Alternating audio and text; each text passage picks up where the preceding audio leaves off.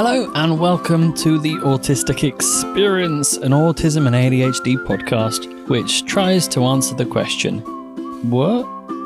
Yeah. We fail quite a lot. Yeah. Anyway, thanks for listening to this episode. My name is Kieran. Well, that was it then. Was it, yeah. That's the whole thing. That's the whole episode. That would be a power play, wouldn't it? Anyway, my name is Kieran, as always joined by Chloe. Hi. Hi. It is the 12th of May as this goes out. My gosh. Yeah, and if you didn't catch last episode, we have switched to releasing every other week. So after this, the next episode will be on the 26th of May. So 2 Sundays' time. But we're going to be talking about what we've been up to in the last 2 weeks and, you know, how our lives play out in the grand scheme of the autistic experience. Hey, wordplay. Yeah. Nice. Yeah, we got it right here. Yeah. I don't know. Jesus. I don't know. That was turning into a bit too Rick and Morty, I think. We got it right here. Yeah.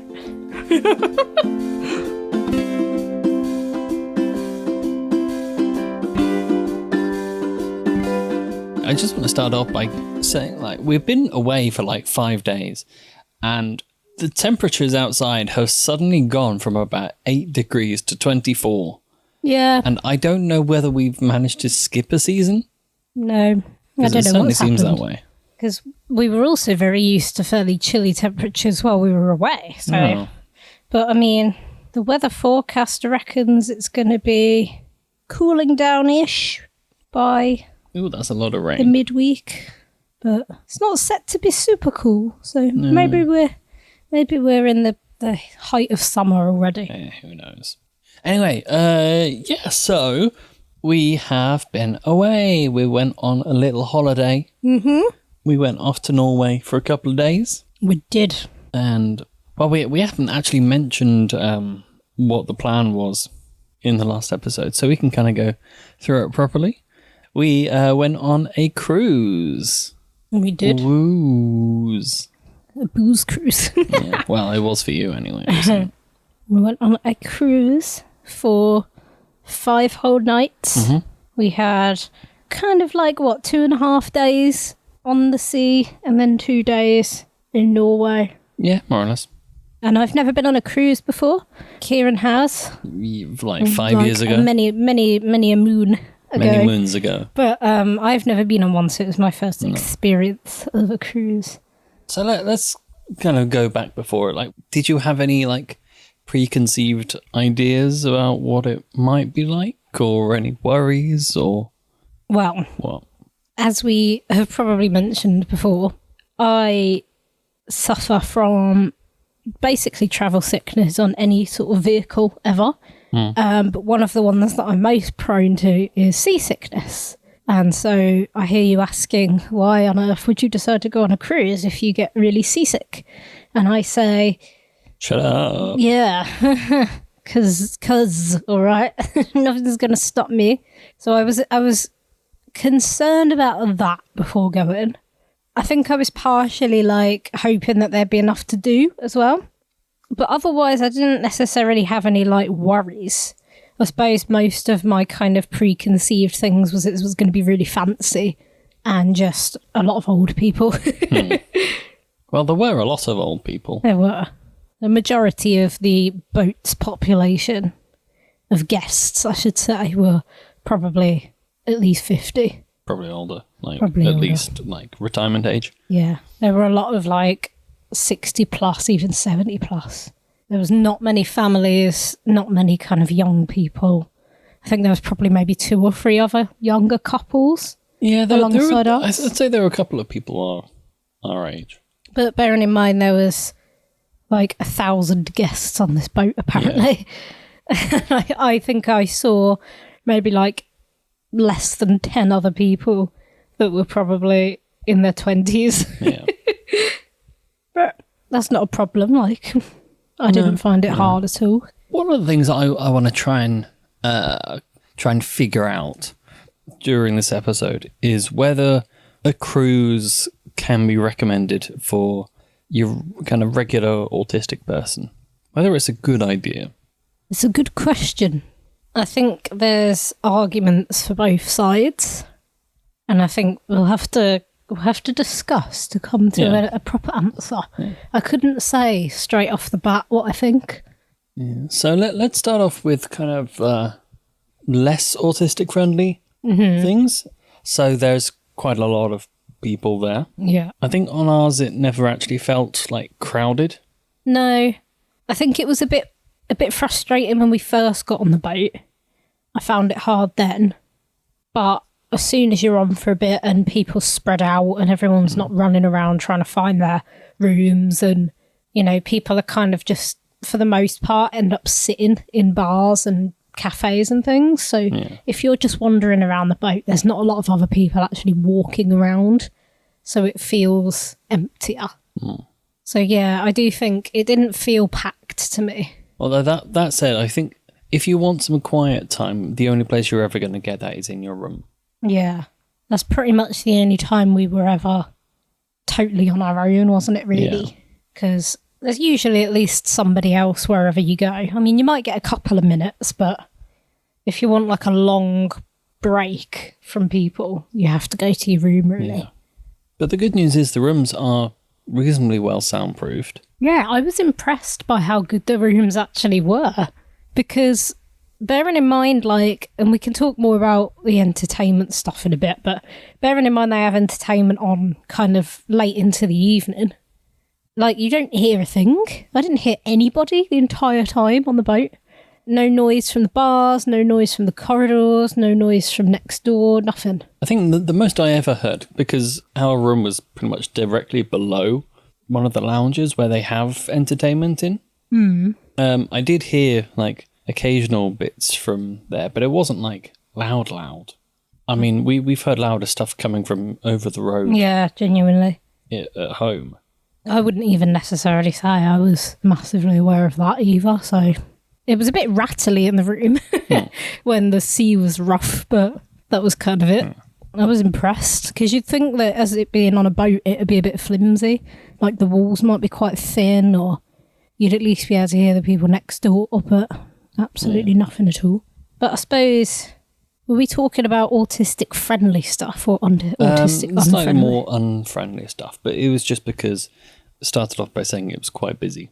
Yeah. Well, there are a lot of people there, and you can't, like, there aren't really any, like, quiet places to go to. There's always people in places. Yeah, and I suppose that kind of follows on nicely to the other thing I was going to say, which I mentioned a minute ago, is sort of the entertainment and the things to do on the boat, I would say, are not necessarily friendly for all autistic people. Because in the evening, the way I describe it is, I think the boat turns into like a floating clubhouse from a holiday park, almost. Yeah, I'd say that. So, like, the entertainment is like shows, performances, music, dancing. There's a lot of people in bars, there's a lot of talking, a lot of drinking. And it's at that kind of point, really, that if you struggle with noise and if you struggle with crowds and lights and stuff as well, if you don't like flashing lights and things, if you're not really a social person, like those bits are quite hard. Or like sometimes when we went for breakfast and that, they'd sit us on tables with other people because they were the only tables that were there, and sometimes people just end up chatting to each other, and I'm like, I don't really want to talk to anybody. So, like, it's times like that I think would be the hardest bits. Although that said, on that subject, with like going to breakfast and occasionally getting sat on tables with other people, it was a really interesting thing just to observe, because no one ever actually talked to us. No. Like, we're on tables with like 4 other people, and they were all talking to themselves, but at no point did anyone actually like talk to us. Yeah, I think I kind of briefly engaged with a few people, but we never got properly involved in any sort of conversation. I saw people at the table with us talking to each other, as you say, having a proper conversation, but we never got involved. So I don't know whether we just gave off the vibe that we didn't want to be in a conversation. Well, I tend to go off that vibe anyway, by the dead staring eyes of someone who needs more sleep. Yeah. But the thing is, like, it's not even to be rude, it's just because I didn't really find anything that anybody was talking about interesting, because I was like listening to the topics, and because nobody knows each other, it's all just small talk. Yeah. So it was all people talking about like trips they've been on in the past or where they're from, and like I just find that gets on my nerves a bit. So I don't like having those conversations. So I was happy to just not get involved in talking to people. But it can feel a little bit awkward at first, I think, because you're like, is it socially expected to kind of talk to these people? Yeah, well, I think we've got to kind of assume that neurotypical people just sit down and just start talking at someone about themselves. Yeah. And then the other person just talks about themselves to the other person. That's literally it. That's all I was hearing. And I'm just, don't really care. Yeah. And then they're all older people, so you can imagine the types of things they like to talk about. And yeah, it's just, I found that we got on okay with it. Yeah. I didn't find it was a problem. I think at first I was a bit like, oh my gosh, I've got to sit on the table with other people, I'm going to have to talk to them. But as the days go on and once you've done your first one and you realise you can sit there and do what you want and you don't have to engage with anybody, then it's much better. Yeah, and that I think brings us on to one of the good things for like autistic and ADHD people, is that there are different activities scheduled throughout the day. You can pretty much go to any of them. You do not have to do any of them. Yeah. Yeah, everything's optional. Yeah. So if you're not the kind of person who likes to listen to loud music and dance in the evening or go to a loud show with flashing lights, you don't have to. Nope. You can go sit on the deck, as long as you've got a coat, because it's quite chilly. But that's usually quite quiet. You can sit in the room if you want, or if you've got like some earplugs, you can just sit in a bar where there's not a show on. Like, there's a lot of flexibility with what you want to do. Yeah, I mean, even with eating, for instance, there's a lot of different options. Yeah. Obviously, throughout all this, we can only talk about the experience we had, and the specific cruise we went on. Other cruise lines will probably be different. Yeah. But at least the ones we did. There was like a proper like sit down table service meal in the evening. But even if you didn't want to do that, like talk to your waiter and whatnot, if you didn't fancy that, there were always buffets just going around. You can just turn up and grab some food. Yeah. There's no pressure really in that sense, which is nice, I think, because sometimes you can become a bit aware of the fact that there is literally nowhere to go. Like, you're on the boat and that's it. You can't get off it. And I had that maybe once or twice where I was like, I was scared that I couldn't escape the boat, if you like. And I was like, what am I going to do? What am I going to do if it bothers me or if I get stressed? So it's nice to have all the choices, I suppose, and the flexibility to, not go for lunch when it's a peak time, because the buffets run for a few hours, so you can go a bit later. So you skip the majority of the people. You don't have to go to the sit-down meal if you don't want to. As you said, you can just go to the buffet or, whatever. It's pretty flexible, isn't it? And there is also a midnight buffet. Well, I went from 11 till 12. So, like, that was always pretty empty. Yeah. Wasn't it? Not very many people at that. No. There's no shortage of food and food options. So if you're like, I don't fancy doing a sit-down meal because I don't want to be social with people, you can just not. You can just go to the buffet in the other restaurant and then go to the midnight one and you're sorted. Or take a lunchbox, grab loads of stuff from the buffet and take it back to your room. Yeah.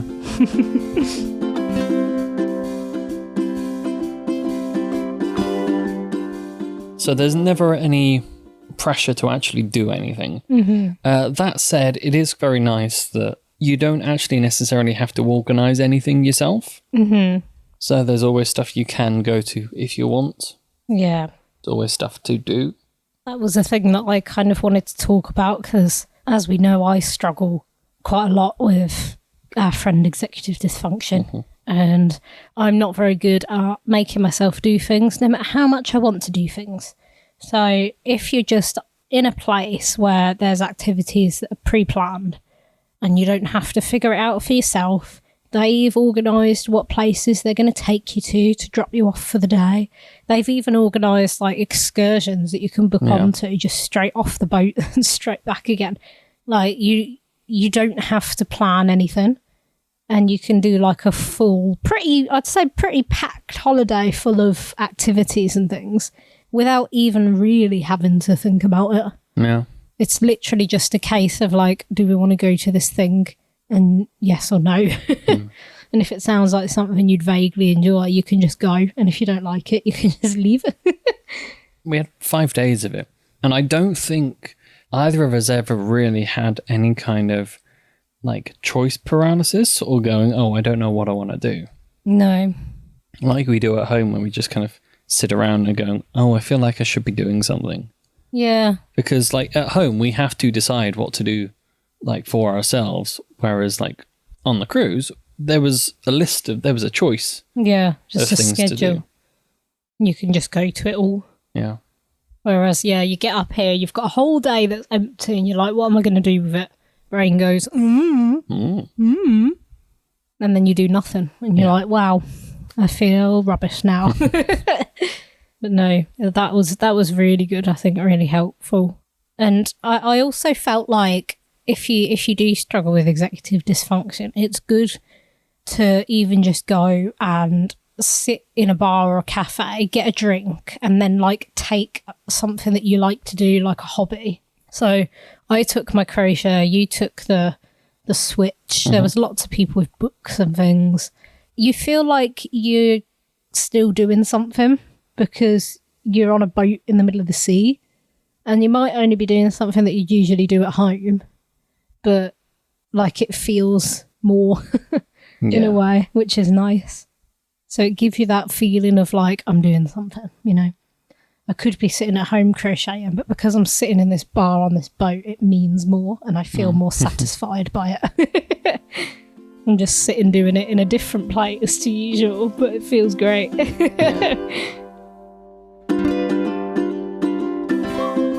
Okay, so I think another thing which is probably worth mentioning, granted it's quite a specific instance, but I think if you're autistic, there's a good chance you've got some level of trauma surrounding birthdays. Oh, yeah.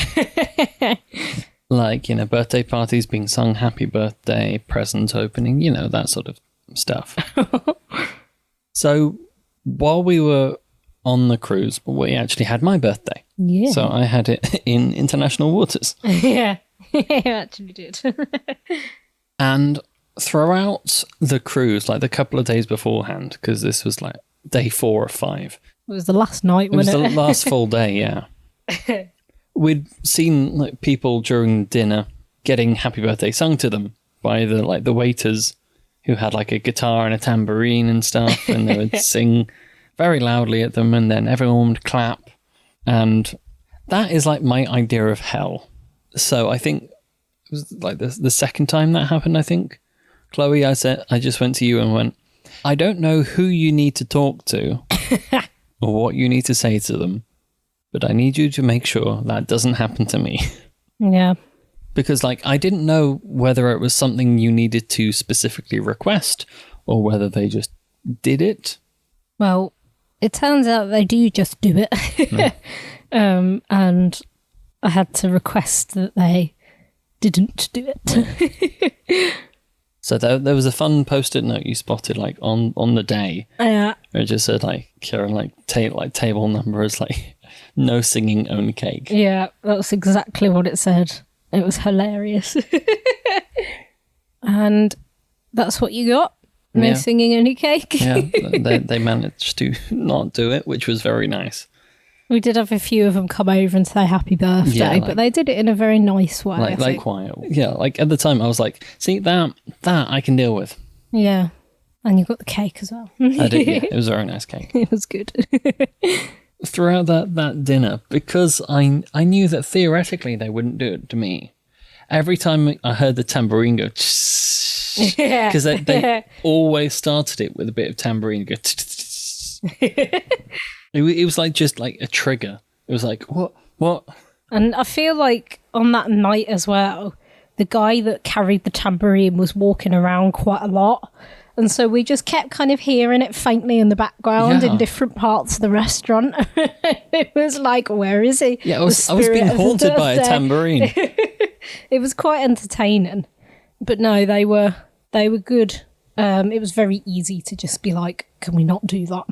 Yeah. And, you know, I was a bit worried that the message wouldn't necessarily get passed on properly, but yeah, it made its way and they were very good about it. So if you don't like being the centre of attention on your birthday and you're on a cruise, then just request no singing, any cake. Yeah. Which I think you should be able to request for any kind of birthday thing anyway. Yeah. It's it's short, it's snappy, it's to the point. No singing, only cake. It explains everything you need to know in one brief snippet. Those 4 easy words. No singing, only cake.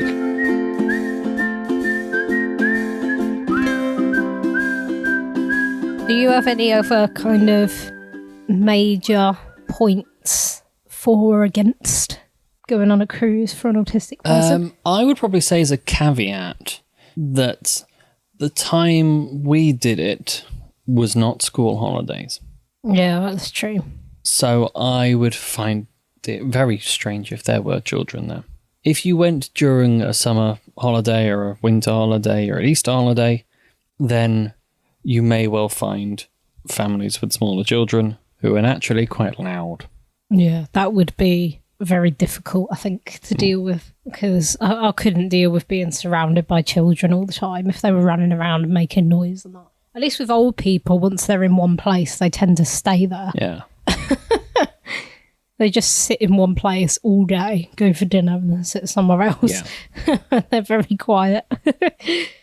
Yeah, that's a good point. So the advice would probably be, if you want to avoid families and kids, don't go in school holidays. Yeah.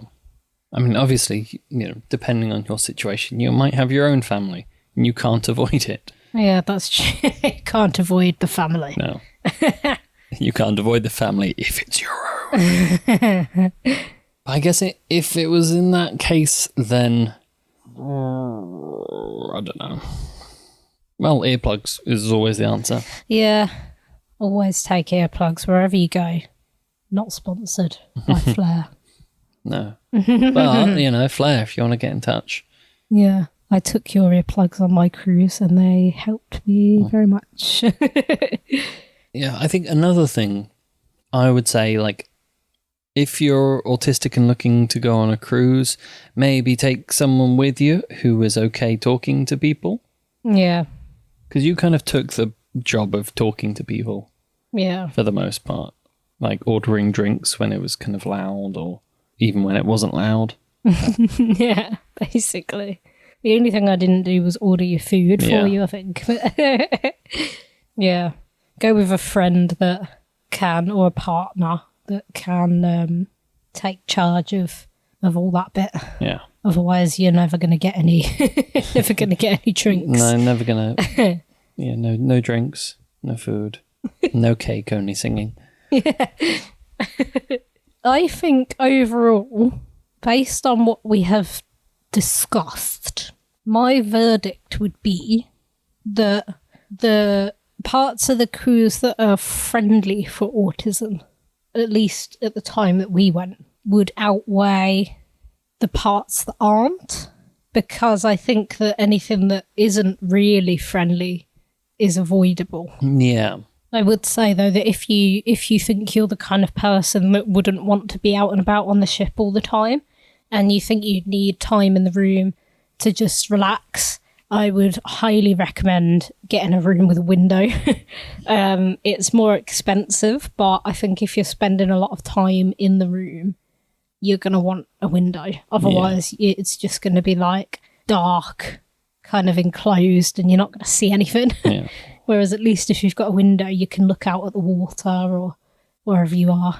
Yeah, because we didn't spend a lot of time in the room. No. But we never really planned to anyway, did we? No. But it's good to think about. Think about what you can handle and judge what kind of room you'd need based on that, I think. Whether you'd want a window, whether you wouldn't. I think the overall kind of having the schedule, having the activities laid out, having everything basically managed for you, having so much choice of where you can go and what you can do, and choice of food as well, because like I know some people struggle with being fairly like picky eaters. Yeah. But there was fancy stuff, but there was also kind of your basic familiar stuff that you could have as well. So it wasn't like everything was kind of crazy and out there. And so I just think that the variety means that there is probably something for everybody. Yeah, because like the menu changed every day. Yeah. But there were also things which you could always get. Yeah, and they weren't too weird. If you wanted, you could have like a steak every night. Mm-hmm. So if you wanted, you could just eat the exact same thing every single night. And then at breakfast, it's like you get the options of cereal, you get like your kind of typical full English bits and bobs. Breakfasty foods. I basically just had like hash browns and beans. And mushrooms. I didn't want any meat, so I just had that. And then you can get like yogurt pastries. Like there's just... But then they've also got like mackerel that you can have for breakfast as well. Yeah. So there really is kind of weird choices. Choice, yeah. But there's something... You'd find something to have, I reckon. Yeah. And I think anybody would be okay and get on okay with it. Yeah. So I think even if you've got difficult food sensitivities, you ought to be all right. Yeah. But we did agree that we think that the appropriate length of cruise is either a short one for like 5 nights or a really long one for like 2 months. Yeah. But going for like a week or 2 weeks is kind of a bit of a weird amount of time to go on a cruise for, I think, because you run the risk of the days where you're sailing. If you've got too many of those, then you might start to feel a bit fed up. Yeah, because like the sailing days were the trickiest. Yeah. Because it occasionally felt like there wasn't a lot to do, even though there was stuff to do, it just didn't necessarily appeal to our age. So I think if there were 2 or even 3 days just at sea, I think you could go a bit stir crazy. Yeah.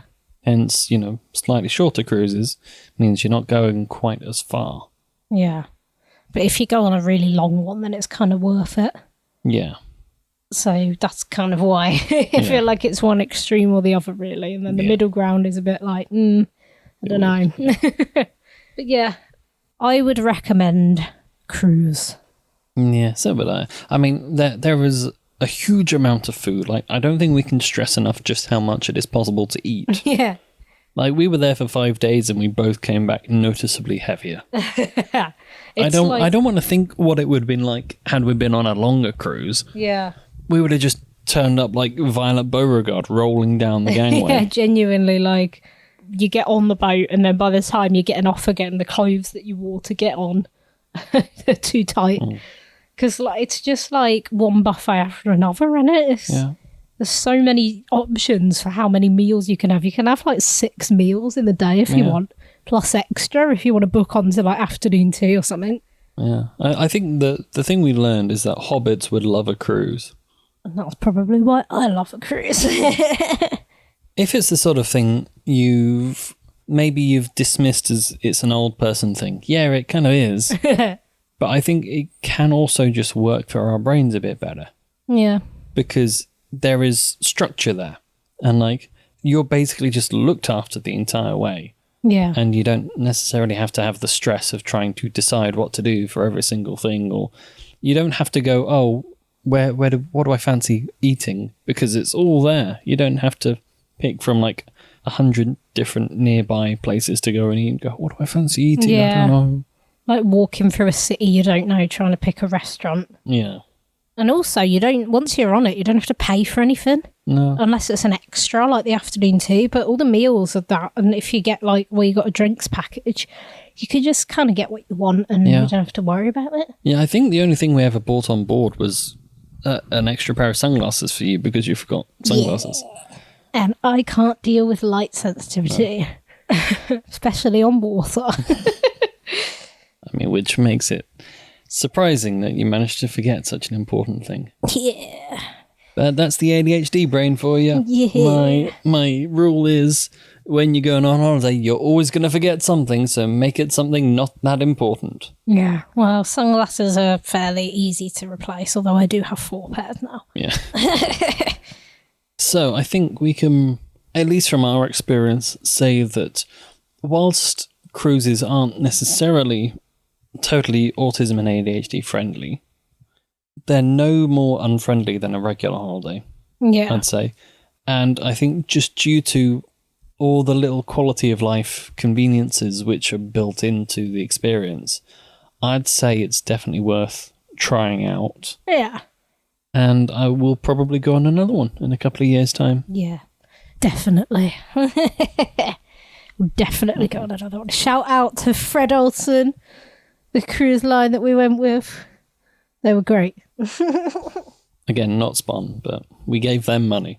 Yeah, we spawned them. Yeah. If they want to get in touch and refund return us, the favour. go for it.